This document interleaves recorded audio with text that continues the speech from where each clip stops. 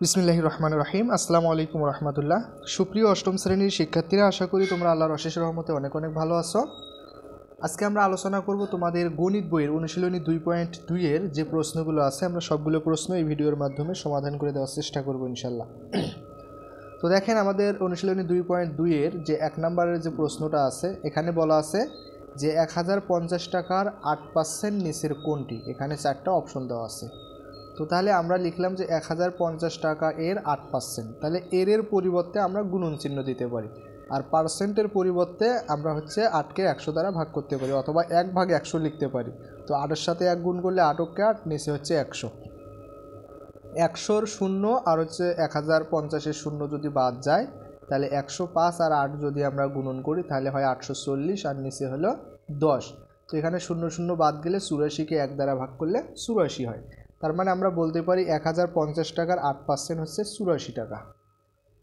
এরপরে যদি 2 নম্বর প্রশ্নটা একটু লক্ষ্য করি, দেখেন, বার্ষিক 10% সরল মুনাফায় 1200 টাকার 4 বছরের সরল মুনাফা কত। তাহলে বার্ষিক 10%, এই 10% কথাটার অর্থ হচ্ছে এখানে বার্ষিক বলতে 1 বছরে, আর 10% মানে 100 টাকার 1 বছরের মুনাফা হচ্ছে 10 টাকা।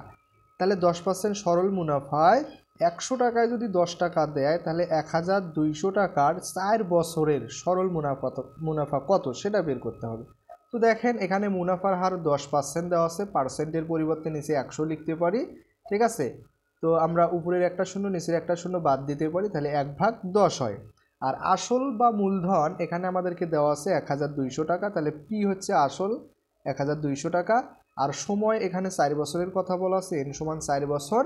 আর আমরা জানি সরল মুনাফা I=PRN, একটা সূত্র জানি, তাই না। তো এখানে পি হচ্ছে আসল, আমাদেরকে যেহেতু কি বলছে সরল মুনাফা কত, মুনাফা বের করতে হবে, তাহলে I=PRN। পি হচ্ছে আসল 1200 টাকা, গুণন আর হচ্ছে মুনাফার হার, এই যে 1/10 সেটা লিখলাম, গুণন এন হচ্ছে সময় 4 বছর।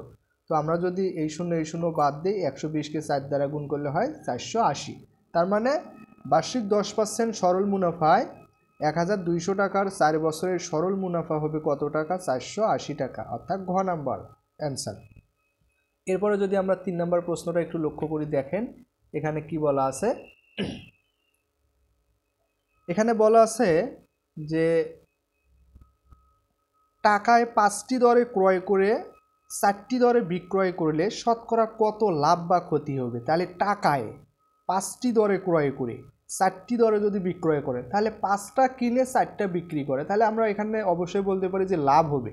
আমাদেরকে বলতে শতকরা কত লাভ বা ক্ষতি হবে, যেহেতু 5টা কিনে 4টা বিক্রি করে, ঠিক আছে। তাহলে টাকায়, এখন টাকাটা যেটাই হোক, আমরা যদি 1 টাকাও চিন্তা করি যে 1 টাকায় 5টা কিনে আর 5টা দরে ক্রয় করে 4টি দরে বিক্রয় করে, ঠিক আছে। তাহলে 1 টাকায় 5টা কেনে আর বিক্রি করে হচ্ছে 1 টাকায় কয়টা, 4টা।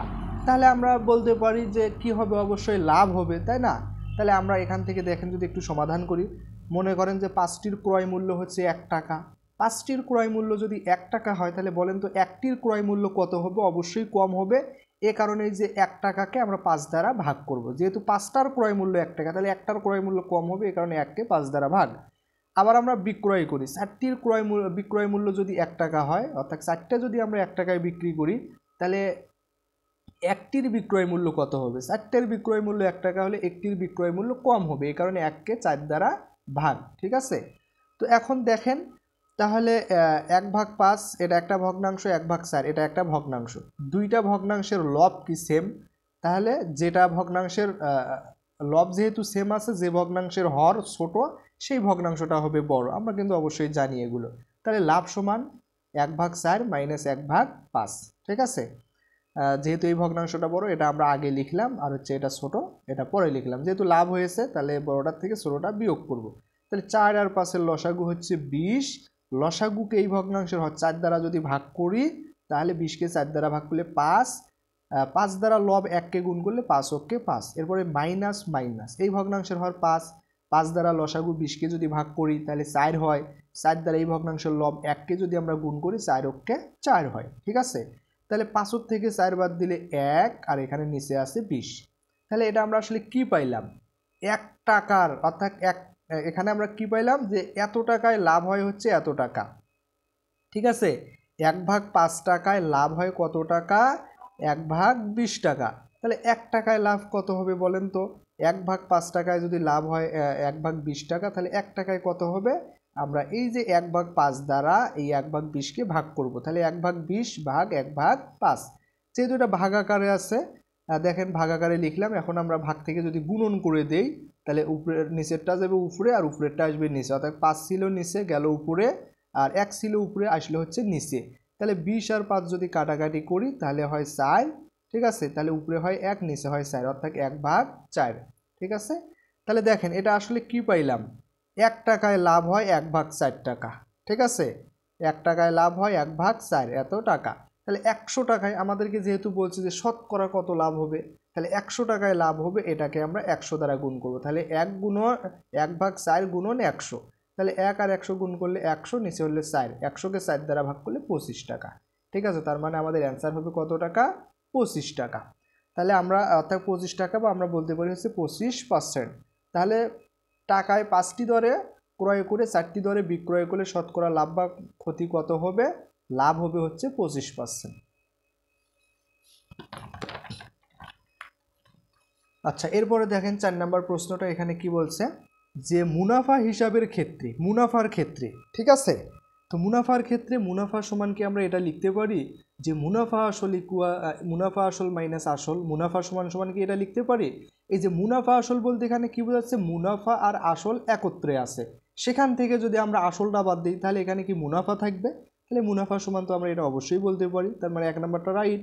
আর 2 নম্বরটা কি? মুনাফা সমান আসল গুণন মুনাফা গুণন সময় ভাগ 2, তো এটা কিন্তু আসলে হবে না, ঠিক আছে? নিচে যদি 2 না থাকতো এখানে মুনাফার হার, ঠিক আছে? তাহলে মুনাফা ইকুয়াল আসল গুণন মুনাফার হার গুণন সময়, নিচে যেহেতু 2 আছে তার কারণে এটা হবে না, অর্থাৎ 2 নাম্বারটা রাইট হবে না। 3 নাম্বার কি আছে? চক্রবৃদ্ধি মুনাফা সমান চক্রবৃদ্ধি মূল মাইনাস মূলধন। তাহলে চক্রবৃদ্ধি মুনাফা সমান চক্রবৃদ্ধি মূল মাইনাস মূলধন, তো এটা তো আমরা অবশ্যই বলতে পারি চক্রবৃদ্ধি মূল, মানে এখানে কি মুনাফা আর হচ্ছে মূলধন দুটাই একত্রে আছে, তো সেখান থেকে যদি আমরা মূলধনটা বাদ দিই তাহলে আমরা অবশ্যই চক্রবৃদ্ধি মুনাফাটা পেয়ে যাব, তাই না? তার মানে আমরা বলতে পারি 1 আর 3 হচ্ছে আমাদের রাইট অ্যান্সার, অর্থাৎ আমাদের খ নাম্বার হবে অ্যান্সার। এরপরে 5 নাম্বারটা যদি আমরা একটু লক্ষ্য করি, দেখেন এখানে কি বলা আছে? 10% সরল মুনাফায় 2000 টাকার 10% মানে 100 টাকায় 1 বছরের মুনাফা 10 টাকা, যেহেতু সরল মুনাফা, ঠিক আছে? তো সরল মুনাফার নিয়ম অনুযায়ী আমাদেরকে বের করতে হবে।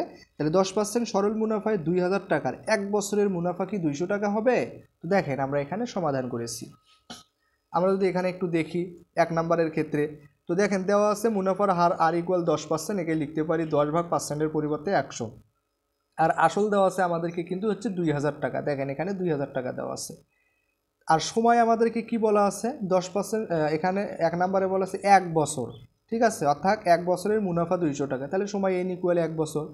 তাহলে আই ইকুয়াল, যেহেতু মুনাফা আমাদেরকে বের করতে হবে, তাহলে আই ইকুয়াল বা মুনাফা আই ইকুয়াল আমরা বলতে পারি PRN, এটা একটা সূত্র আছে। তাহলে পি হচ্ছে 2000, আর হচ্ছে মুনাফার হার 10/100 সেটা বসাইলাম, n হচ্ছে 1 বছর। তো এখান থেকে দেখেন এই শূন্য এই শূন্য এই শূন্য, এখানকার একটা শূন্য বাদ গেলে তাহলে এখানে থাকে হচ্ছে 200, তার মানে আমাদেরকে এখানে বলছিল যে 1 বছরের মুনাফা 200 টাকা, আর এখান থেকেও আমরা পাইলাম হচ্ছে 200 টাকা, তার মানে 1 নাম্বারটা হচ্ছে রাইট। এরপরে 2 নম্বরে বলা আছে যে 5 বছরের মুনাফা আসলের এত গুণ, ঠিক আছে? 1, এখানে 1/2, তাহলে পূর্ণ অংশ আছে 1 আর হচ্ছে 1/2 এত গুণ, আসলের এত গুণ বলতেছে। 5 বছরের মুনাফা আসলের এত গুণ, তো আমরা একটু দেখি যে আসলে এটা হয় কি না। তো দেখেন সময় হচ্ছে 5 বছর, আর মুনাফা আই ইকুয়াল আমরা জানি PRN, তো আমরা আগে মুনাফাটা বের করে নেব, 5 বছরের মুনাফা। এখানে আমাদেরকে বলছে মুনাফা আসল, তাই না? তো আমরা আগে 5 বছরের মুনাফাটা বের করি, আর আসল আমরা যেটা সেটা 5 বছরের ক্ষেত্রে ওই আসল, 1 বছরের ক্ষেত্রে ওই আসল, তাই না? তো আমরা এখান থেকে মুনাফাটা বের করলাম হচ্ছে পি হচ্ছে 2000, আর হচ্ছে 10/100, আর এন হচ্ছে 5 বছর, তো এখান থেকে পাই হচ্ছে 1000 টাকা। তাহলে আমরা 5 বছরের মুনাফা পাইলাম 1000 টাকা। তাহলে মুনাফা আসল কত হবে? মুনাফা আসল সমান আসল প্লাস মুনাফা, আসল হচ্ছে 2000 টাকা, মুনাফা হচ্ছে 1000 টাকা, 3000 টাকা। তাহলে মুনাফা আসলে আমরা কত পাইলাম? 3000 টাকা। এখন বলছে মুনাফা আসল যে 3000 টাকা, এটা কি আসলের এত গুণ? ঠিক আছে, তো এটা আমরা একটু দেখি। তাহলে আসলের এত গুণ এটা আমরা বের করি, তাহলে এটা যেহেতু মিশ্র ভগ্নাংশ আছে, এটাকে যদি আমরা অপরকৃত ভগ্নাংশ করি তাহলে কি হবে? 2 আর 1 গুণ করব, 2 অক্ষে 2, তার সাথে লব 1 সেটা যোগ করব, 2 অক্ষে 2 আর 1 3, অর্থাৎ 3/2 হবে। তাহলে আমাদের আসল হচ্ছে 2000, তাহলে 2000 এর এত গুণ, তো এর পরিবর্তে আমরা গুণন চিহ্ন দিলাম 3/2। এখন যদি 2000-কে 2 দ্বারা কাটি তাহলে উপরে হবে 1000, 2000-কে 2 দ্বারা কাটলে 1000 হবে। সেই 1000-কে যদি আমরা 3 দ্বারা গুণ করি তাহলে কিন্তু আমাদের কত হবে, 3000-এই হয়ে যাচ্ছে। আর এখান থেকে আমরা মুনাফা আসল পাইছি হচ্ছে 3000 টাকা, ঠিক আছে। তার মানে আমরা বলতে পারি মুনাফা আসলটা হচ্ছে আসলের এত গুণ। তার মানে আমাদের এই যে 2 নাম্বার যেটা 5 বছরের মুনাফা আসল আসলের এত গুণ, এটাও হচ্ছে রাইট। এখন 6 নম্বরে বলছি যে 6 বছরের মুনাফা আসলের সমান হবে। 6 বছরের যে মুনাফা সেটা কি আসলে আসলের সমান হবে, তো আমরা সেটা দেখব। তো এখানে আমরা এক নম্বরে কি পাইছিলাম, 1 বছরের মুনাফা 200 টাকা, এটা রাইট ছিল। তার মানে 1 বছরের মুনাফা যদি 200 টাকা হয় তাহলে বলেন তো 6 বছরের মুনাফা কত হবে, 6 দুগুণ 1200 টাকা। তো এখানে বলছে 6 বছরের মুনাফা আসলের সমান হবে। আসল তো আমাদের 2000 টাকা, আর আমরা মুনাফা পাই 6 বছরে হচ্ছে 1200 টাকা। তো আসল হচ্ছে 2000, মুনাফা পাইলাম হচ্ছে 1200, আর এখানে বলছে 6 বছরের মুনাফা আসলের সমান। তো এটা হচ্ছে সঠিক তথ্য নয়, ঠিক আছে। তাহলে আমরা বলতে পারি 1 আর 2 হচ্ছে রাইট অ্যান্সার, অর্থাৎ ক নাম্বারটা।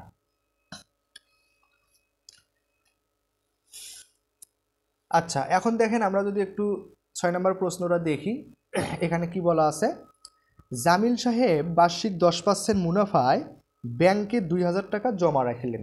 তাহলে জামিল সাহেব কি করলেন, 10% মুনাফায় বার্ষিক, অর্থাৎ 100 টাকায় 1 বছরের মুনাফা 10 টাকায় 2000 টাকা জমা রাখলেন। নিচের প্রশ্নগুলোর এখন উত্তর দাও। এখানে 3টা প্রশ্ন আছে। তো আমরা 1 নাম্বারটা যদি দেখি 6-এর 1, তাহলে প্রথম বছরান্তে মুনাফা আসল কত হবে, মুনাফা আসল কত হবে, প্রথম বছরান্তে মুনাফা আসল কত হবে সেটা বের করতে হবে। তো দেখেন এখানে তাহলে আমাদের দেওয়া আছে মুনাফার হার আর সমান হচ্ছে 10%, তাহলে পার্সেন্টের পরিবর্তে নিচে 100 দ্বারা ভাগ করব। আসল দেওয়া আছে আমাদের হচ্ছে এই যে দেখেন 2000 টাকা, তাই না। আর সময় আমাদেরকে এখানে প্রথম বছরান্তে, তার মানে এন সময় হচ্ছে 1 বছর, তাহলে মুনাফা আই সমান কি হবে, PRN। তো এখান থেকে আমরা ক্যালকুলেশন করে পাই হচ্ছে 200 টাকা। তাহলে 1 বছরের মুনাফা পাইলাম আমরা কত, 200 টাকা। তো এখানে আমাদেরকে আবার কি বলছে, মুনাফা আসল। তাহলে মুনাফা আসল সমান কত হবে, আসল হচ্ছে 2000 টাকা, মুনাফা হচ্ছে 200 টাকা। তাহলে আমরা 2000 আর 200 যোগ করলে 2200 টাকা, ঠিক আছে। তো এখানে আমাদেরকে কি বলছিল যে প্রথম বছরান্তরে মুনাফা আসল কত হবে, তাহলে আমরা বলতে পারি যে আমাদের গ নাম্বার, অর্থাৎ 2200 টাকা হবে, তাই না। আচ্ছা, এখন আমরা 2 নাম্বার প্রশ্নটা একটু দেখি। 2 নম্বরে আমাদেরকে কি বলছে যে সরল মুনাফায় দ্বিতীয় বছরান্তে মুনাফা আসল কত হবে, সরল মুনাফায় দ্বিতীয় বছরান্তে মুনাফা আসল কত হবে। তো দেখেন সময় হচ্ছে n = 2 বছর, মুনাফা i = আমরা কি জানি PRN। তাহলে P হচ্ছে আসল 2000 টাকা, আর হচ্ছে 10/100, আর n হচ্ছে 2 বছর। তো এখান থেকে আমরা পাই হচ্ছে 400 টাকা। তাহলে মুনাফা আসল কত হবে, 400 যোগ আসল হচ্ছে 2000, তার মানে 2400 টাকা। তাহলে এখান থেকে আমরা পাবো কত, 2400 টাকা। অর্থাৎ সরল মুনাফায় দ্বিতীয় বছরান্তে মুনাফা আসল কত হবে, 2400 টাকা হবে, তাই না। এখন 3 নম্বরটা একটু দেখি, এখানে কি বলা আছে, প্রথম বছরান্তে চক্রবৃদ্ধি মূলধন কত হবে, প্রথম বছরান্তে চক্রবৃদ্ধি মূলধন কত হবে সেটা দেখতে হবে। তো চক্রবৃদ্ধি মূলধনের নির্ণয়ের সূত্র আমরা অবশ্যই জানি, ঠিক আছে। তো দেখেন সময় n = 1 বছর, যেহেতু প্রথম বছরান্তে বলছে তাহলে চক্রবৃদ্ধি মূলধনকে C দ্বারা প্রকাশ করা হয়, চক্রবৃদ্ধি মূলধনকে C দ্বারা প্রকাশ করা হয়। C সমান আমরা সূত্র জানি P × 1 + R, তার উপরে হচ্ছে n, P × 1 + R whole to the power n। তাহলে P হচ্ছে কি আসল, আসল হচ্ছে 2000 টাকা, এরপরে ব্র্যাকেট দিলাম 1 আর এর মান হচ্ছে 10/100, মুনাফার হার যেহেতু 10%, তাই না, পার্সেন্টের পরিবর্তে নিচে 100 দ্বারা ভাগ করতে পারি। আর n হচ্ছে আসলে বছর বা সময়, সময় যেহেতু এখানে বলছে প্রথম বছরান্তে, তাহলে n এর জায়গায় বসাবো হচ্ছে 1, ঠিক আছে। এখন এখানে 200 রাখলাম। এখন যদি আমরা উপরের একটা শূন্য নিচের একটা শূন্য কাটি, ঠিক আছে, অথবা আমরা এখানে হচ্ছে লসাগু নির্ণয় করতে পারি আগে, ঠিক আছে। যদি লসাগু নির্ণয় করি তাহলে কত হয় দেখেন, এই যে 1 এর নিচে কিছু নাই মানে 1 আছে, আর হচ্ছে 100, 1 আর 100 লসাগু হবে 100।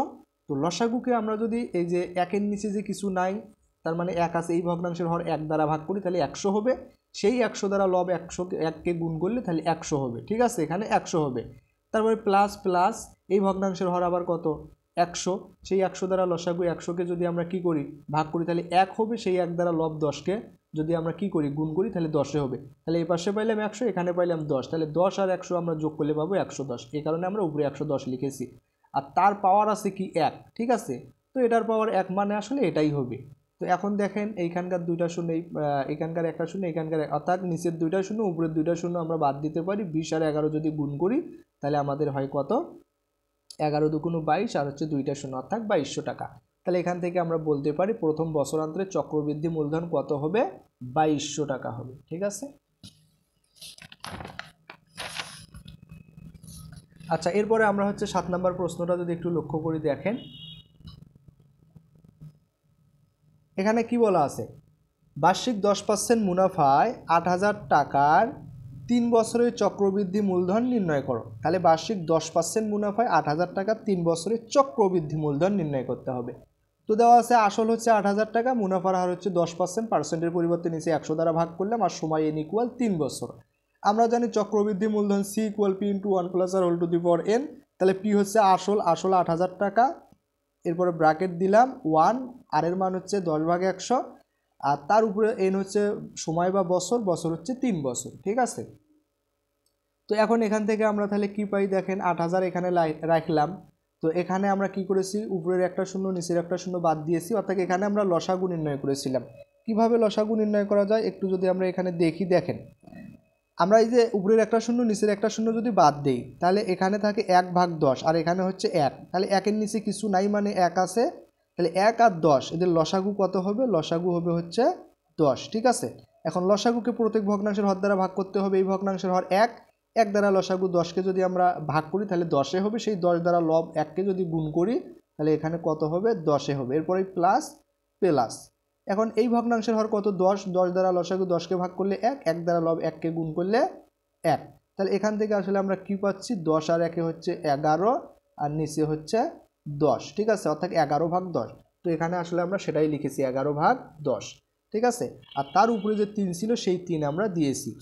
তো 11-এর উপর 3, অর্থাৎ এখানে যেহেতু 11/10 ব্র্যাকেট ক্লোজ করে তার উপরে 3 আছে, তার মানে এই 3টা হচ্ছে 11-এর উপরেও আছে, 10-এর উপরেও আছে। তো 11-এর উপরে 3 মানে হচ্ছে 3টা 11 গুণন আকারে আছে। 11-এর উপরে 3 কথাটার অর্থ কি, 3টা 11 গুণন আকারে আছে। 3টা 11 যদি আমরা গুণন করি তাহলে হয় হচ্ছে 1331। আর 10-এর উপর 3 মানে হচ্ছে 3টা 10 গুণন আকারে আছে, 3টা 10 গুণন করলে হয় হচ্ছে 1000।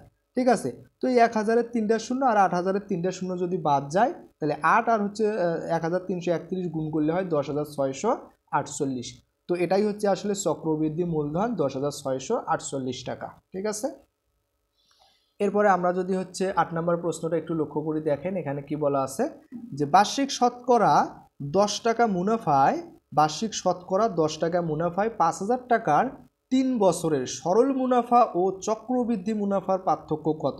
তাহলে আমরা কি করব, 3 বছরের সরল মুনাফা বের করব, 3 বছরের চক্রবৃদ্ধি মুনাফা বের করব। চক্রবৃদ্ধি মুনাফা যেহেতু বেশি হয় এই কারণে চক্রবৃদ্ধি মুনাফা থেকে সরল মুনাফা বিয়োগ করব, তাহলে আমাদের চক্রবৃদ্ধি মুনাফা সরল মুনাফার পার্থক্য পেয়ে যাব। তাহলে দেওয়া আছে আসল হচ্ছে 5000 টাকা, মুনাফার হার আর সমান 10%, পার্সেন্টের পরিবর্তে নিচে 100 লিখব, সময় n ইকুয়াল 3 বছর, মুনাফা i ইকুয়াল কত।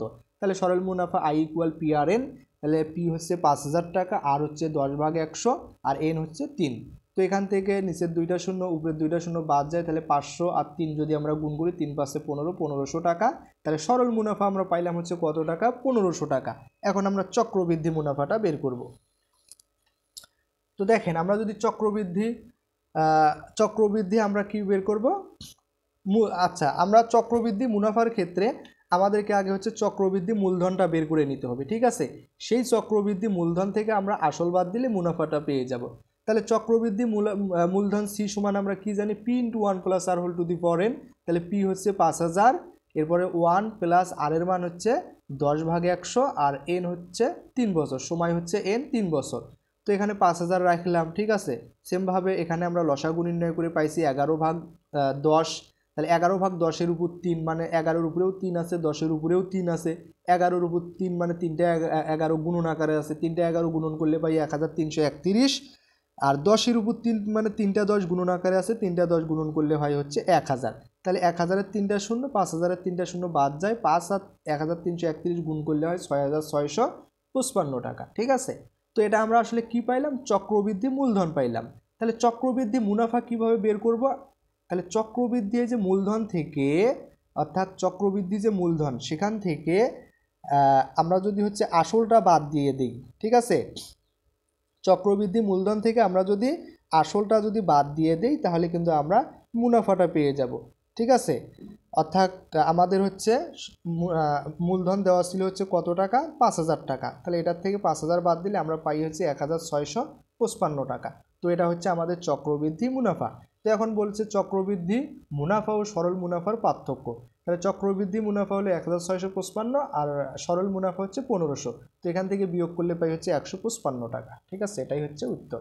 এরপর আমরা যদি 9 নম্বর প্রশ্নটা একটু লক্ষ্য করে দেখেন কি বলা আছে, একই হার মুনাফায় কোনো মূলধনের একই হার মুনাফায়। ঠিক আছে, একই হার বলতে কি, যে কোনো একটা নির্দিষ্ট একটা হার আছে, সেটা হচ্ছে কি একই হারে কোনো মূলধনের 1 বছরান্তরে চক্রবৃদ্ধি মূলধন এত টাকা ও 2 বছরান্তরে চক্রবৃদ্ধি মূলধন এত টাকা। এই যে এখানে যে 6,500 টাকা 1 বছরান্তরে চক্রবৃদ্ধি মূলধন পাইলাম, যে মুনাফায় এটা আসছে সেই একই অর্থাৎ যে মুনাফা হারে এটা আমরা পাইছি সেই মুনাফা হারে 2 বছরান্তরে বা দ্বিতীয় বছরান্তরে চক্রবৃদ্ধি মূলধন হলো 6,750 টাকা হলে এখন মূলধন কত সেটা বের করতে হবে। ঠিক আছে, তো দেখেন আমরা জানি চক্রবৃদ্ধি মূলধন C equal P into 1 plus R whole to the power N. তাহলে প্রথম বছরান্তরে চক্রবৃদ্ধি মূলধন, তাহলে এন এর জায়গায় আমরা কত বসাবো, 1, যেহেতু প্রথম বছরান্তরে। তো এটা সমান সমান আমাদেরকে হচ্ছে দেওয়া আছে 6,500 টাকা। ঠিক আছে, প্রথম বছরান্তরে এখানেই বলা হয়েছে চক্রবৃদ্ধি মূলধন 6,500 টাকা, আমরা সেটা লিখলাম। তো আমরা উভয় পক্ষে হচ্ছে বর্গ করেছি। কেন বর্গ করেছি একটু পরেই আমরা বুঝতে পারবো সেটা। তো দেখেন তাহলে এখানে যদি আমরা বর্গ করি তাহলে পির উপরেও স্কোয়ার দিতে হবে 1 প্লাস আর, এটার উপরেও স্কোয়ার দিতে হবে, তাহলে 1 আর 2 গুণ করলে এখানে 2 হবে। তো দেখেন তাহলে উভয় পক্ষে বর্গ করতে হবে, যেহেতু মাঝখানে ইকুয়াল আছে। তো এটাকে বর্গ করলে আমরা বর্গ করলাম, তো এটাকে আমরা 1 নং সমীকরণ দিলাম। ঠিক আছে, এখন দ্বিতীয় বছরান্তরে চক্রবৃদ্ধি মূলধন পি ইন্টু 1 প্লাস আর, এই এন এর জায়গায় আমরা 2 বসাইলাম, P into 1 plus R whole to the power 2। ঠিক আছে, সমান সমান আমাদের দ্বিতীয় বছরান্তরে চক্রবৃদ্ধি মূলধন দেওয়া আছে 6,760 টাকা। তো সেটা লিখলাম, এটাকে 2 নং সমীকরণ দিলাম। এখন আমরা কি করব, এই 1 নং যে সমীকরণ আছে এই 1 নং সমীকরণকে 2 নং সমীকরণ দ্বারা ভাগ করব। তো এখানে সে কথাটাই লিখেছি, 1 নং সমীকরণকে 2 নং সমীকরণ দ্বারা ভাগ করি। তো দেখেন এখানে 1 নং সমীকরণে আমাদের এই যে এটা ছিল, দেখেন পি স্কোয়ার ইন্টু 1 প্লাস আর তার উপরে স্কোয়ার, সেটা দিয়েছি, এবং ডান পক্ষে ছিল হচ্ছে 6,500 তার উপরে স্কোয়ার। আর 2 নং সমীকরণ বাম পক্ষ ছিল হচ্ছে পি ইন্টু 1 প্লাস আর তার উপরে স্কোয়ার, আর ডান পক্ষ ছিল হলো 6,760 টাকা। ঠিক আছে, তো এখন এখান থেকে আমরা কি দেখতে পারতেছি, বাম পক্ষে যদি দেখি এখানে উপরে হচ্ছে পি স্কোয়ার, নিচে হচ্ছে পি স্কোয়ারের সাথে উপরে আছে 1 প্লাস আর তার উপরে স্কোয়ার, নিচেও আছে 1 প্লাস আর তার উপরে স্কোয়ার। তাহলে 1 প্লাস আর স্কোয়ার 1 প্লাস আর স্কোয়ার বাদ যাবে, যেহেতু গুণন আকারে আছে পি স্কোয়ারের সাথে উপরেরটা, নিচে পির সাথে নিচেরটা, তাহলে বাদ গেল। উপরে পি স্কোয়ারকে পি দ্বারা ভাগ করলে আরও একটা পি থাকে উপরে, সেই পিটা আমরা লিখলাম। ঠিক আছে, আর আমাদের ডান পক্ষে কী থাকে, আমরা যদি 6,500-কে অর্থাৎ 6,500-এর উপর স্কোয়ার মানে 2টা 6,500 গুণন আকারে আছে, তো 2টা 6,500 যদি আমরা গুণন করি তাহলে আমরা এই পুরো একটা সংখ্যা পাই। দেখেন এটা কত, একক দশক শতক হাজার অযুত লক্ষ নিযুত কোটি, তাহলে 4,22,50,000 টাকা, 50,000, 4,22,50,000, আর নিচে আছে হলো 6,760। তো এটাকে যদি আমরা 6,700 দ্বারা ভাগ করি তাহলে আমরা পাই হচ্ছে 6,250 টাকা। তাহলে পি সমান পাইলাম হচ্ছে 6,250 টাকা। তো এটাই হচ্ছে আসলে আমাদের মূলধন বা আসল। তো আমাদেরকে কিন্তু সেটাই বের করতে বলেছিল যে মূলধন কত, মূলধন পাইলাম 6,250 টাকা। আচ্ছা, এরপরে আমরা যদি একটু 10 নম্বর প্রশ্নটা লক্ষ্য করি, দেখেন এখানে কি বলা আছে যে বার্ষিক শতকরা 8.50 টাকা অর্থাৎ 8.5 টাকা চক্রবৃদ্ধি মুনাফায় একক দশক শতক হাজার অযুত 10,000 টাকার 2 বছরের সবৃদ্ধি মূল ও চক্রবৃদ্ধি মুনাফা নির্ণয় করো। ঠিক আছে, সবৃদ্ধি মূল বলতে আসলে কি বোঝাচ্ছে, চক্রবৃদ্ধি মূলধন বোঝাচ্ছে, তাই না? আর এখানে বলছে চক্রবৃদ্ধি মুনাফা নির্ণয় করো। তো তাহলে দেখেন দেওয়া আছে মূলধন হচ্ছে পি সমান কত, 10,000 টাকা, মুনাফার হার আর সমান হচ্ছে 8.5। ঠিক আছে, তো এখানে আমরা হচ্ছে মুনাফার হার 100 দ্বারা এখানে কি করলাম, যেহেতু এখানে বলছে বার্ষিক শতকরা, তাই না, তার কারণে আমরা হচ্ছে নিচে 100 দ্বারা ভাগ করলাম, আর সময় এন ইকুয়াল হচ্ছে 2 বছর। তো আমরা জানি চক্রবৃদ্ধি মূলধন সি ইকুয়াল হচ্ছে পি ইন্টু 1 প্লাস আর তার উপর এন, তাহলে পি হচ্ছে 10,000 ইন্টু 1 প্লাস আর এর জায়গায় আমরা বসালাম 8.50, নিচে হচ্ছে 100, আর এন এর জায়গায় হচ্ছে 2, যেহেতু আমরা এখানে কি করব 2 বছরে বের করব। ঠিক আছে, সময় যেহেতু আমাদেরকে 2 বছর দেওয়া আছে। তো এখান থেকে যদি আমরা ক্যালকুলেশন করি 1000 রাখলাম। তো সেমভাবে এখানে আমরা কি করলাম দেখেন, আমরা এখানে হচ্ছে লসাগু নির্ণয় করেছি লসাগুর নিয়ম অনুযায়ী, ঠিক আছে। তো আশা করি আপনারা এগুলো পারেন। তো তারপর আমরা যদি একটু দেখাই, দেখেন এই যে 100 আর 1-এর নিচে কিছু নাই মানে 1 আছে, তাহলে 100 আর 1-এর লসাগু হবে কত 100। তো 100কে এই ভগ্নাংশের 1-এর নিচে কিছু নেই মানে 1 আছে, সেই 1 দ্বারা যদি ভাগ করি তাহলে 100ই হবে। সেই 100 দ্বারা 1কে যদি আমরা গুণ করি তাহলে 100ই হবে, ঠিক আছে। এরপরে যেহেতু যোগ আছে যোগ দিয়ে দিলাম। আর এই ভগ্নাংশের হর হচ্ছে 100, 100 দ্বারা লসাগু 100কে ভাগ করলে 1, 1 দ্বারা 8.50কে গুণ করলে এটাই হবে 8.50, তাই না। এখন দেখেন এই দুটো আমরা যোগ করি 100 আর 8.50 যোগ করলে কত হবে 108.50। তো সেটাই এখানে হয়েছে 108.50 আর নিচে আছে 100। তো তার উপরে 2 ছিল, সেই 2টা আমরা এখানে দিয়ে দিয়েছি, ঠিক আছে। তো এখন দেখেন তাহলে এখানে হচ্ছে 10,000 লিখলাম। এখন এই যে দুইটা হচ্ছে 108.50 উপরেও আছে 100-র উপরেও আছে। তো 108.50 উপরে 2 মানে 2টা 108.50 গুণন আকারে আছে, গুণন করলে এটা হয়। আর 100-র উপরে স্কোয়ার মানে 2টা 100 গুণন আকারে আছে, তাহলে 2টা 100 গুণন করলে 10,000 হয়, ঠিক আছে। তো দেখেন এই যে 10,000 বাদ যায়, তাহলে উপরে থাকে হচ্ছে কত একক দশক শতক হাজার অযুত, তাহলে 11,772.25, ঠিক আছে। তো 11,772.25 এটা আমরা পাইলাম। তাহলে চক্রবৃদ্ধি মূলধন হচ্ছে এইটা, ঠিক আছে। তাহলে এটা আমরা আসলে কি পাইলাম, চক্রবৃদ্ধি মূলধন পাইলাম। তাহলে চক্রবৃদ্ধি মুনাফাটা আসলে কত হবে, তাহলে চক্রবৃদ্ধি মূলধন থেকে আসল যেটা সেটা যদি বাদ দেই, আসল হচ্ছে 10,000, তাহলে এখান থেকে আমরা পাই হচ্ছে 1,772.25 টাকা। এরপরে যদি আমরা 11 নম্বর প্রশ্নটা একটু লক্ষ্য করি, দেখেন এখানে বলা আছে যে কোন শহরের বর্তমান জনসংখ্যা 64 লক্ষ। কোন একটা শহর, সেই শহরের বর্তমান জনসংখ্যা হচ্ছে 64 লক্ষ। শহরটির জনসংখ্যা বৃদ্ধির হার প্রতি হাজারে 25 জন হলে, প্রতি হাজারে শহরটির জনসংখ্যা বৃদ্ধির হার প্রতি হাজারে 25 জন হয়, তাহলে এক বছরে কি হয় 25 জন করে জনসংখ্যার হার বৃদ্ধি পায়। এখন বলা আছে 2 বছর পর ওই শহরের জনসংখ্যা কত হবে। তাহলে দেখেন এখানে বর্তমান জনসংখ্যা আমাদেরকে দেওয়া আছে 64 লক্ষ, তাহলে এখানে আমরা লিখলাম একক দশক শতক হাজার অযুত লক্ষ নিযুত, অর্থাৎ 64 লক্ষ। তাহলে জনসংখ্যা বৃদ্ধির হার, তাহলে 1000-এ বৃদ্ধি পায় কত 25 জন বৃদ্ধি পায়।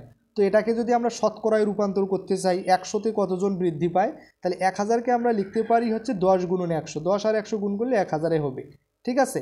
তো এখন নিচে যে 100-র সাথে 10 গুণন আকারে আছে, এটা যদি আমরা কি করতে চাই মাইনাস করতে চাই বা বাদ দিতে চাই, নিচে যদি শুধু 100 লিখতে চাই, তাহলে আমরা এই 1-এর কারণে উপরে একটা দশমিক নেব, ঠিক আছে।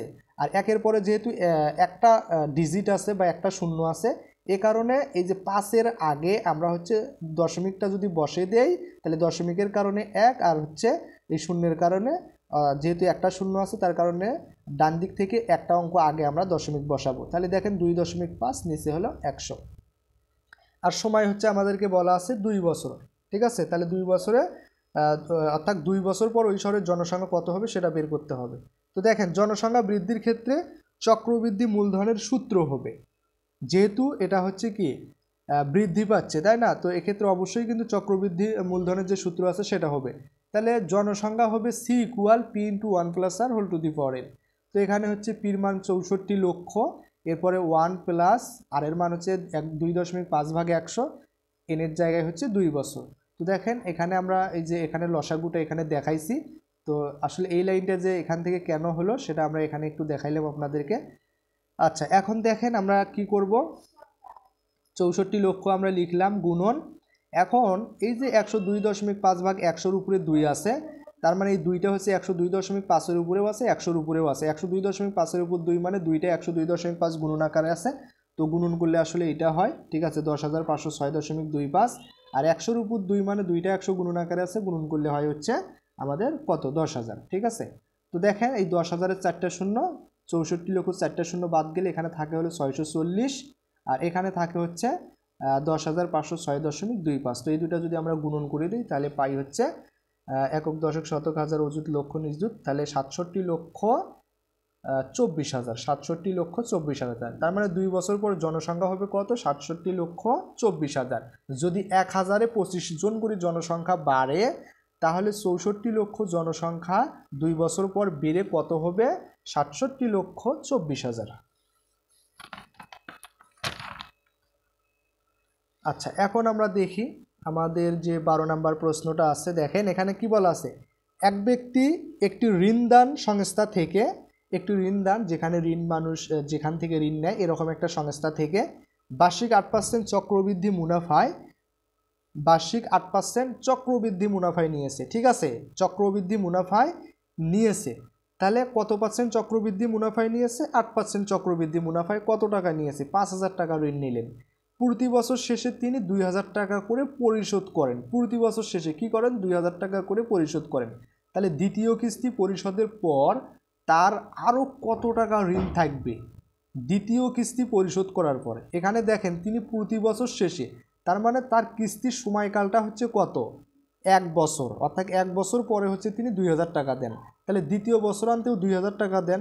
তাহলে দ্বিতীয় বছর শেষে দ্বিতীয় কিস্তি পরিশোধের পর তার আর কত টাকা ঋণ থাকবে সেটা বের করতে হবে। ঠিক আছে, তো দেখেন এখানে দেওয়া আছে মূলধন হচ্ছে কত টাকা? ৫,০০০ টাকা তিনি ঋণ নিছেন।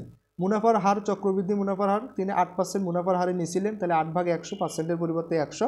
তাহলে প্রথম কিস্তির ক্ষেত্রে সময় হচ্ছে n=1 বছর, যেহেতু তার কিস্তির সময়কালটা হচ্ছে ১ বছর। ১ বছর পর তিনি একটা কিস্তি দেন। তাহলে চক্রবৃদ্ধি মূলধন C = P × 1 + R²n।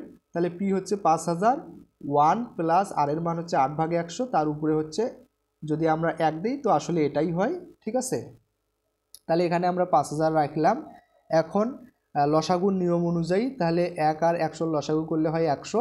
১০০কে এই ভগ্নাংশের হর ১, এই ভগ্নাংশের হর ১ দ্বারা যদি ভাগ করি তাহলে ১০০ হয়। ১০০কে এই ভগ্নাংশের লব ১ দ্বারা গুণ করলে ১০০ হয়।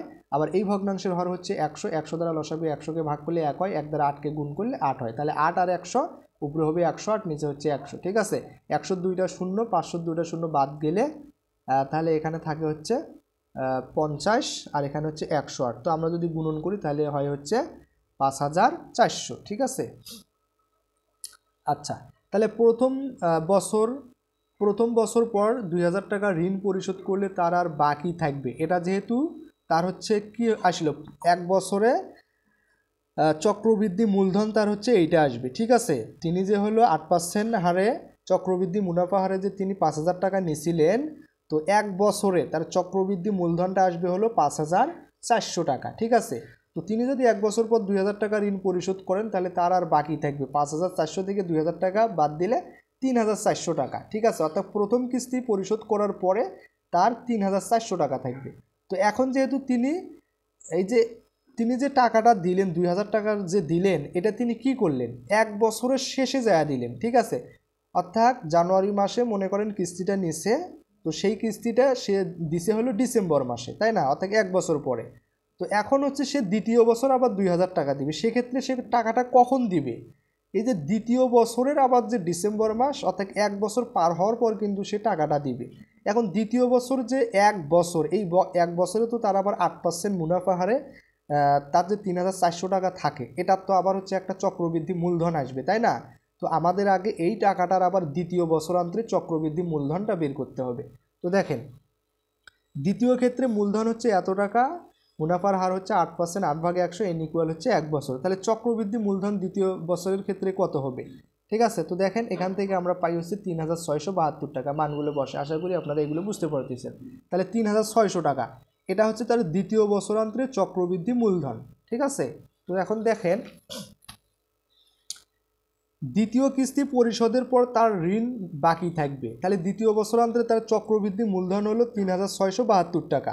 তো সেখান থেকে যদি আমরা ২,০০০ টাকা বাদ দিই, যেহেতু তিনি হচ্ছে দ্বিতীয় বছর শেষে, অর্থাৎ দ্বিতীয় বছরের ডিসেম্বর মাসে মনে করেন তিনি আবার ২,০০০ টাকা দিবে, তাহলে তার এখান থেকে যদি বাদ দিই ১,৬৭২ টাকা থাকে। তার মানে তার হচ্ছে দ্বিতীয় কিস্তি পরিশোধের পর আরও হচ্ছে ১,৬৭২ টাকা থাকবে। ঠিক আছে, তো এখন দেখেন ১৩ নম্বর প্রশ্নটা যদি আমরা একটু লক্ষ্য করি, এখানে কি বলা আছে?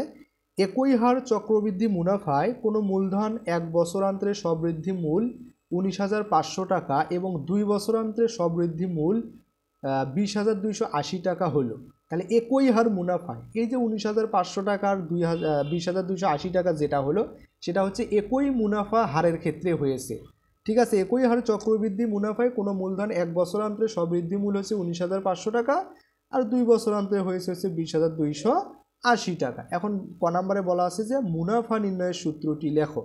ঠিক আছে। তো মুনাফা আই ইকুয়াল PRN, যেহেতু এখানে মুনাফা নির্ণয়ের সূত্র বলছে, তো আমাদেরকে এখানে নির্দিষ্ট করে বলে নাই যে আসলে চক্রবৃদ্ধি মুনাফা না হচ্ছে সরল মুনাফা। তো এক্ষেত্রে আমাদের হচ্ছে দুইটা সূত্রই লিখতে হবে। তো দেখেন মুনাফা আই ইকুয়াল PRN, তো এখানে আমরা লিখেছি আই মুনাফা, পি হচ্ছে আসল, আর হচ্ছে মুনাফার, এন হচ্ছে সময়। ঠিক আছে।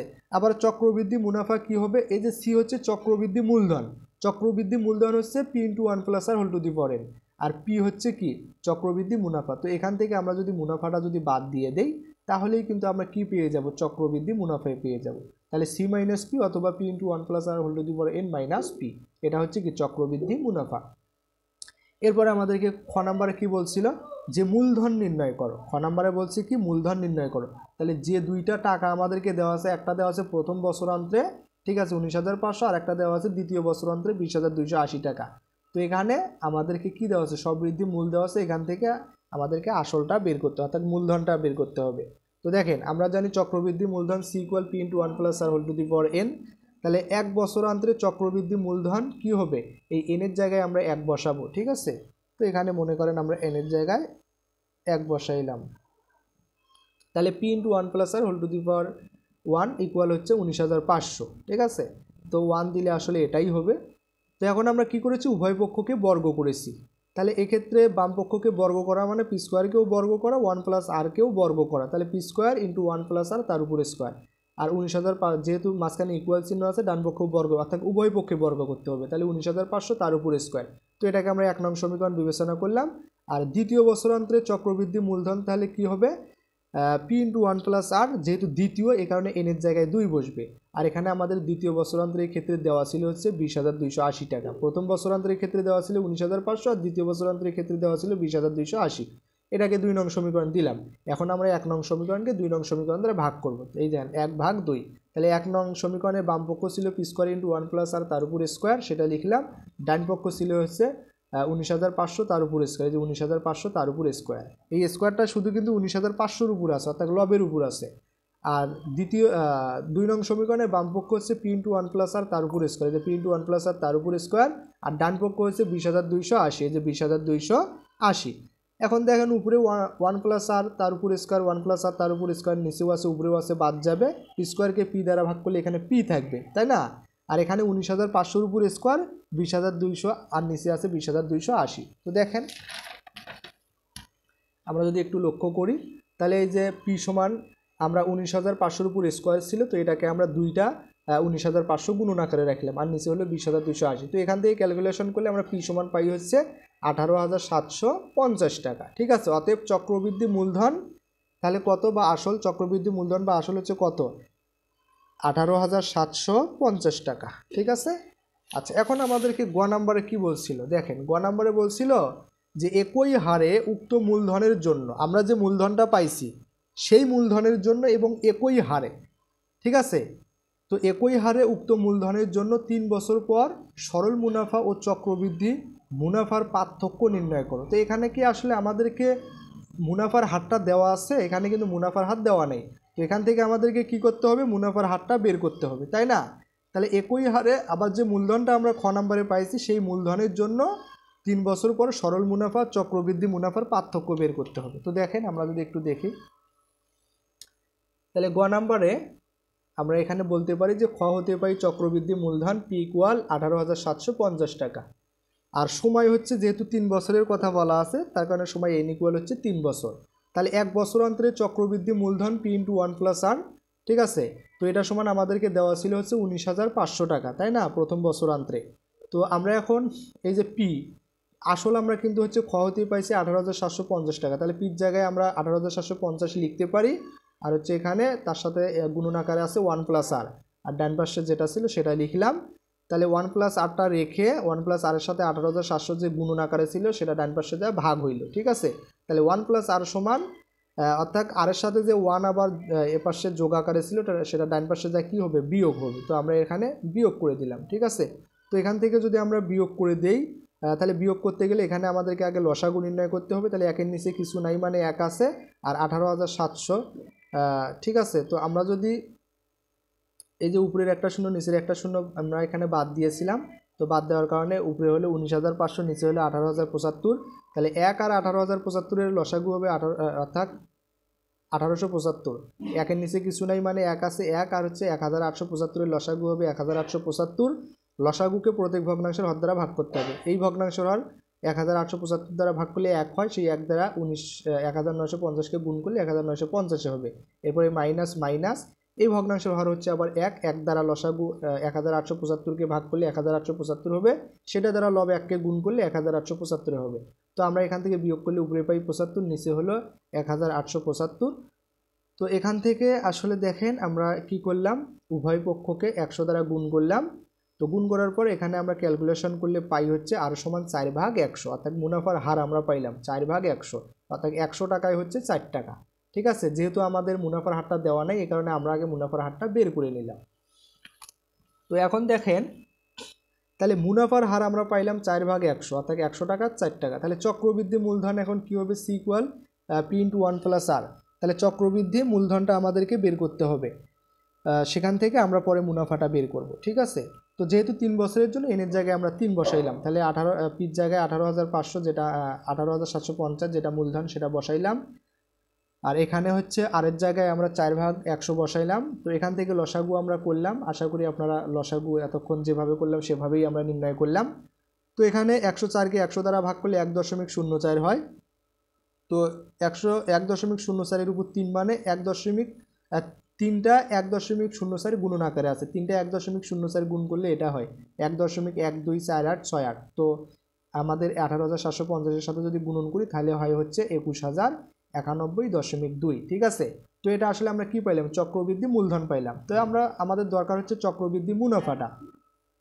তাহলে চক্রবৃদ্ধি মুনাফা বের করার ক্ষেত্রে কি করতে হবে, চক্রবৃদ্ধি মূলধন থেকে আমাদের যে আসল সেটা বাদ দিতে হবে। তাহলে আসলটা বাদ দিলে আমরা পাই হচ্ছে 2341.2। তো এটা আমরা পাইলাম হচ্ছে চক্রবৃদ্ধি মুনাফা। এখন আমাদের সরল মুনাফাটা আবার বের করতে হবে, তাই না? তো সরল মুনাফা I = PRN 3 বছরের ক্ষেত্রে, তাহলে P হচ্ছে 18,750, মুনাফার হার হচ্ছে 4/100, আর N হচ্ছে 3 বছর। তো এখান থেকে আমরা ক্যালকুলেশন করলে পাই হচ্ছে 2,250 টাকা। ঠিক আছে, 2,250 টাকা। তো আশা করি আপনারা ক্যালকুলেশনটা অবশ্যই বুঝতে পেরেছেন। অর্থাৎ এখানে আমাদের হচ্ছে যেহেতু 3টা গুণন আকারে আছে, তো গুণনের ক্ষেত্রে আমরা জানি লব লব গুণ হয়, হর হর গুণ হয়। তো এটা লব, এটার নিচে কিছু নাই মানে 1 আছে, 3-এর নিচে কিছু নাই মানে 1 আছে, তাহলে এটার নিচে যে 1 আছে সেটা হলো হর, 3-এর নিচে কিছু নাই মানে 1 আছে সেটা হচ্ছে এটার হর, তাই না? তাহলে লব হলো 18,750, লব 4, আবার লব 3, তো এগুলো সবগুলো গুণ করছি। তাহলে এর নিচে 1 আছে 1, এখানে 100, আবার 3-এর নিচে 1, তো সবগুলো গুণ করলে হয় 100, অর্থাৎ 1, 100 আর 1 গুণ করলে 100। তো উপরে সবগুলো গুণন করে তাকে যদি আমরা 100 দ্বারা ভাগ করি তাহলে পাই হচ্ছে 2,250। তাহলে এটা আমরা আসলে কি পাইলাম, সরল মুনাফা পাইলাম। তো আমাদেরকে বলছে সরল মুনাফা চক্রবৃদ্ধি মুনাফার পার্থক্য। তাহলে চক্রবৃদ্ধি মুনাফা হচ্ছে কত, 2,341.2, আর সরল মুনাফা হচ্ছে 2,250। তো এখান থেকে পাই হচ্ছে 91.2 টাকা। তো এটাই হচ্ছে আসলে সরল মুনাফা চক্রবৃদ্ধি মুনাফার পার্থক্য। আচ্ছা, এরপরে আমাদের সর্বশেষ যে 14 নম্বর প্রশ্ন আছে আমরা এখন সেটা একটু লক্ষ্য করি। দেখেন এখানে বলা আছে শিপ্রা কোনো ব্যাংকে 3,000 টাকা, শিপ্রা বড়ুয়া বা শিপ্রা কোনো ব্যাংকে 3,000 টাকা জমা রেখে 2 বছর পর মুনাফা সহ 3,600 টাকা পেয়েছেন। তাহলে কত টাকা জমা রাখছিলেন, 3,000 টাকা, 2 বছর পর কত টাকা পাইলেন মুনাফা সহ 3,600 টাকা। ঠিক আছে, এখন ক নম্বরে বলা হচ্ছে যে সরল মুনাফার হার নির্ণয় করো। মুনাফার হার, যেহেতু এখানে আমাদেরকে মুনাফার হার দেওয়া নেই, তাহলে 3,000 টাকা ব্যাংকে রাখছি, 2 বছর পর হচ্ছে 3,600 টাকা পাইছি, তাহলে এখন হারটা বের করতে হবে। তো দেখেন এখানে আসল হচ্ছে P = 3,000 টাকা, মুনাফা আসল, তাহলে কি হবে, যেহেতু এটা হচ্ছে আমাদের কি 3,000 টাকা হচ্ছে আসল, আর মুনাফা আসল আমাদেরকে আবার দেওয়া আছে হলো, মুনাফা আসলকে আমরা এ দ্বারা প্রকাশ করি, এ সমান আমাদেরকে দেওয়া আছে, দেখেন এখানে কত দেওয়া আছে, 3,600 টাকা। তাহলে আমরা বলতে পারি মুনাফা আসল A = হচ্ছে 3,600 টাকা। তো এখন বলেন তো শুধু মুনাফা কত হবে, এই যে মুনাফা আসল থেকে আমাদের যে আসল 3,000 টাকা সেটা যদি বাদ দিই তাহলে পাই হচ্ছে 600 টাকা, তার মানে মুনাফা হচ্ছে 600 টাকা। ঠিক আছে, আচ্ছা এখন মুনাফার হার কত সেটা হচ্ছে আমাদেরকে বের করতে হবে। তো সময় দেওয়া আছে আমাদেরকে হচ্ছে ওখানে 2 বছরের কথা বলা ছিল, যে 2 বছরে তিনি হচ্ছে এই যে 2 বছর পর তিনি মুনাফা সহ কত পাইছে, 3,600 টাকা। তাহলে সময় হচ্ছে N = 2 বছর। তাহলে সরল মুনাফা I = PRN বা PRN সমান আমরা I বলতে পারি। তো আরটাকে রেখে পিএনটা যেহেতু গুণনাকার আছে ও পাশে যায় ভাগ হবে, তাহলে আই এর মান হচ্ছে 600 টাকা বা মুনাফা 600 টাকা, পি হচ্ছে আসল 3000 টাকা, এন হচ্ছে সময় 2 বছর। ঠিক আছে, তো এখান থেকে আসলে আমরা কি পাচ্ছি দেখেন, উপরের একটা শূন্য নিচের একটা শূন্য বাদ যায়, 60কে 2 দ্বারা ভাগ করলে 30, তো 30কে যদি আমরা 300 দ্বারা 30কে 300 দ্বারা ভাগ করলে, তো দেখেন এখান থেকে আমরা অর্থাৎ 300কে লিখতে পারি হচ্ছে 3 গুণন 100। ঠিক আছে, তো তাহলে আমরা আবার 30কে 3 দ্বারা ভাগ করলে উপরে হয় 10, অর্থাৎ 10 ভাগ 100। তাহলে আমরা এখান থেকে আসলে কত পাইলাম দেখেন, 10 ভাগ 100। ঠিক আছে, তাহলে এখান থেকে আমরা মুনাফার হার পাইলাম হচ্ছে 10%। ঠিক আছে, তাহলে আমাদেরকে ক নাম্বারে বলা ছিল যে সরল মুনাফার হার নির্ণয় করো, তো এখান থেকে আসলে আমরা মুনাফার হার পাইলাম হচ্ছে 10%। ঠিক আছে, এখন খ নাম্বারে বলা আছে যে আরও 3 বছর পর মুনাফা আসল কত হবে, আরও 3 বছর পর মুনাফা আসল কত হবে সেটা বের করতে হবে। 2 বছর পর হচ্ছে 3600 টাকা হয়েছে 2 বছর পর মুনাফা সহ মুনাফা আসল হচ্ছে 3600 টাকা, আরও 3 বছর পর মুনাফা আসল কত হবে আমাদেরকে সেটা বের করতে হবে। তো আসলে এখানে যেহেতু আসল 3000 টাকা দেওয়া আছে, ঠিক আছে, তো আমরা যদি হচ্ছে 5 বছরের মুনাফাটা বের করি, ঠিক আছে, এনের মান 5 বছরিয়া মুনাফা নির্ণয়ের সূত্রে যদি আমরা 5 বছর মুনাফাটা বের করি, সেই 5 বছরের মুনাফার সাথে আসলটা যোগ করলে আসলে 5 বছরের মুনাফা কত হবে সেটা আমরা পেয়ে যাব। তো দেখেন এখানে আমরা যদি একটু বের করি, তাহলে এখানে আসল হচ্ছে 3000 টাকা, মুনাফার হার আর সমান আমরা পাইলাম হচ্ছে 10%, 10 ভাগে 100 লিখতে পারি, পার্সেন্টের পরিবর্তে নিচে 100 দ্বারা ভাগ, সময় এন ইকুয়াল হচ্ছে আগে ছিল 2 বছর এখন 3, অর্থাৎ 2 আর 3 5 বছর। আর এখন মুনাফা আই সমান কত সেটা বের করব। মুনাফা equal P R N, P হচ্ছে 3000, আর হচ্ছে 10 ভাগে 100, এন হচ্ছে 5 বছর। তাহলে এখান থেকে এই যে নিচের 2টা শূন্য, উপরের এইখানকার একটা শূন্য, এখানকার একটা শূন্য বাদ যায়, তাহলে এখানে থাকে 3000, এখানে 5, তাহলে 3 5 15, আর হচ্ছে 2টা শূন্য, অর্থাৎ 1500 টাকা। তাহলে 3 বছর পর মুনাফা আসল হবে, আর মুনাফা অর্থাৎ এটা 1500 টাকা যেটা পাইলাম এটা কিন্তু আসলে 5 বছরের মুনাফা, তাই না? তাহলে আরও 3 বছর পর মুনাফা আসল কত হবে, আসল হচ্ছে 3000 টাকা, মুনাফা হচ্ছে 5 বছরে 1500 টাকা, অর্থাৎ 4500 টাকা হবে। ঠিক আছে, আচ্ছা এখন আমরা গ নাম্বার প্রশ্নটা একটু লক্ষ্য করি, এখানে কি বলা আছে যে 3000 টাকা একই হার চক্রবৃদ্ধি মুনাফায় জমা রাখলে 2 বছর পর চক্রবৃদ্ধি মূলধন কত হবে। 3000 টাকা একই হারে, অর্থাৎ যে মুনাফার হারটা বের করেছি সেই মুনাফা হারে চক্রবৃদ্ধি মুনাফায় জমা রাখলে 2 বছর পর চক্রবৃদ্ধি মূলধন কত হবে সেটা বের করতে হবে। তো দেখেন খুবই সহজ, এই টাইপের প্রশ্ন আমরা সমাধান করেছি। তাহলে দেওয়া আছে মূলধন পি ইকুয়াল 3000 টাকা, মুনাফার হার আর ইকুয়াল 10%, সময় এন ইকুয়াল 2 বছর। এখানে শুধু আমাদেরকে চক্রবৃদ্ধি মূলধনের সূত্রটা প্রয়োগ করতে হবে। তাহলে চক্রবৃদ্ধি মূলধন C equal P into 1 plus R whole to the power N. তাহলে পি হচ্ছে 3000, এরপরে হচ্ছে ব্র্যাকেটে 1 প্লাস আর হচ্ছে 10 ভাগে 100, আর যেহেতু এন হচ্ছে 2 বছর, অর্থাৎ আমাদেরকে বলা হচ্ছে সময় 2 বছরে বের করতে হবে, তাহলে এনের জায়গায় 2 বসাইলাম। এখন আমরা এখানে লসাগু নির্ণয় করে পাইলাম হচ্ছে 110 ভাগ 100। এখন 110-এর উপরেও 2 আছে, 100-এর উপরেও, অথবা আমরা যদি উপরের একটা শূন্য নিচে একটা শূন্য বাদ দিই তাহলে উপরে হচ্ছে 11, নিচে হচ্ছে 10। 11 ভাগ 10 তার উপরে স্কোয়ার আছে, অর্থাৎ 11-এর উপরেও 2 আছে, 10-এর উপরেও 2 আছে। 11-এর উপর 2 মানে 2টা 11 গুণন আকারে আছে, গুণ করলে হয় 121, 10-এর উপর স্কোয়ার মানে 2টা 10 গুণন আকারে আছে, গুণ করলে হয় 100। তাহলে এই 100-র 2টা শূন্য, 3000-এর 2টা শূন্য বাদ যায়, তাহলে 30 আর 121 গুণ করলে হয় 3630।